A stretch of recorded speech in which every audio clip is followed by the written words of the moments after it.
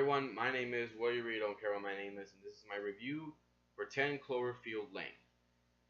Alright, I've been curious to see if this movie was going to be good or not, or if this was going to be, a found footage movie like Cloverfield, but when we saw the first two trailers, we kind of realized it's not going to be a found footage movie, but it looks like it was going to be connected to Cloverfield, but apparently we've been told that's not the case.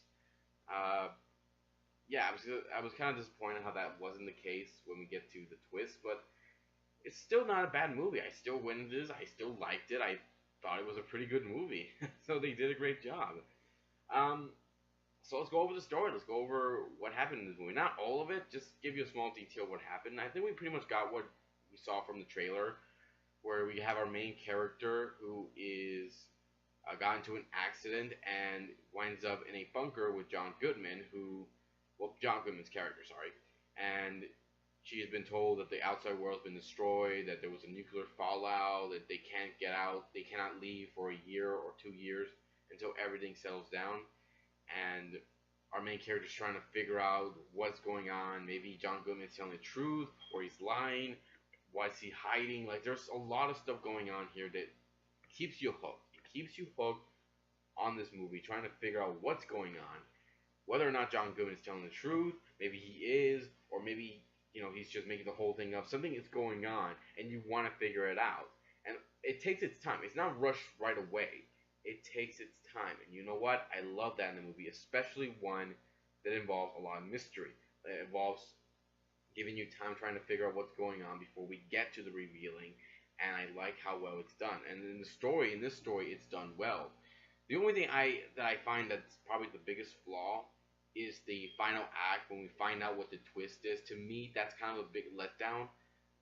But nonetheless, leading the whole thing that was going on from the beginning, middle, before we get to the last act, like, I still liked it. I still had fun watching it. I still had fun trying to figure out what's going on. Me and my friend, we talked about what was going on, and I had fun trying to figure out what was the mystery going on outside and what was going on inside that bunker. So, despite the final act being a letdown, I still liked it. What about the characters? How did they do? Well, I like the performance of the main character, Michelle. I think she did a good job. I like how she, believes she's trying to figure out what's going on, and how she, thinks John Goodman's crazy, especially when he tells her all these conspiracy stuff, what he thinks is happening. You could tell, like, yeah, she doesn't believe it and wants to get the hell out. So I like how well that's done. I like the other character who plays the other survivor, Emmett. I can't say his last name right. DeWitt. I didn't say it right. Sorry about that. But I liked him. He was okay. He was a good character, especially when we have him and Michelle talking and interacting with one another. I like the interaction between the two, especially how she tells him about her past, a little bit about her past, and how he tells her about his past, and how they both have had regrets and they want to make the best of them. So one trying to make up for those mistakes, those regrets. So I like how those were told. But the one to me did the most, that did better than these two characters, was John Goodman's character. I mean, wow. Wow, where did this performance from John Goodman came from? This was so much fun. He played a very good, creepy, intimidating, and dangerous character that at first you think he's just crazy, but then you see that he is very threatening, that he can be intimidating.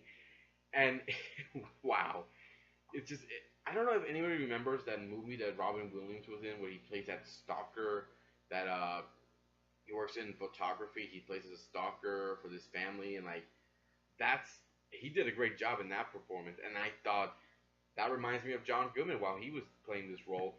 Only he's not a stalker. He's worse. He's like that lady from Misery. Only she didn't try hitting them with a sledgehammer and breaking their legs. So good thing for them.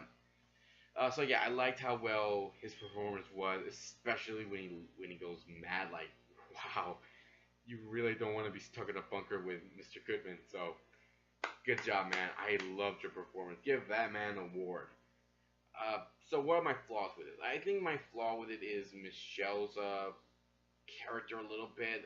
I don't know, like they were showing her doing some stuff that I don't think like really that she can do all that. Like she can make a weapon out of a crutch. She sets fire in a vent to try to escape. Like really, that's wow. She's very resourceful. A little too resourceful, but then again, I mean, if I guess yeah, I guess that's still believable. Anyways, the interaction between her and Emmett is okay. Them trying to push the two, like I think they were trying to push them into some kind of relationship. Maybe I couldn't see it. That's why I was glad how things went. And John Goodman's character, I wish we learned a little more about him, like a little bit more about his past. Maybe reveal why he did what he did, like or everything, like when it's revealed what he actually did. Well, through our point of view, what we believe really happened. So I like how we I didn't like how we didn't get to that, but still characters not bad. They were still okay. They were still good. John Goodman's character pretty much stole the whole movie. The special effects for this, when we get to the final act, is okay. The other effects for, say, the camera work, at least for inside the bunker where they at, it's done pretty well, especially when we get to some serious moments. It's done very well. And I also liked how the bunker looked. It's definitely something I would expect someone to stay in, especially when they're trying to hold out when the end of the world comes. I still like how well it's designed, how well it looks, and the opening when we see this when we see our main character driving her car and just looking up, and we're seeing the camera's looking down on the car while it's driving. Like I love it when they do that. It looks pretty cool.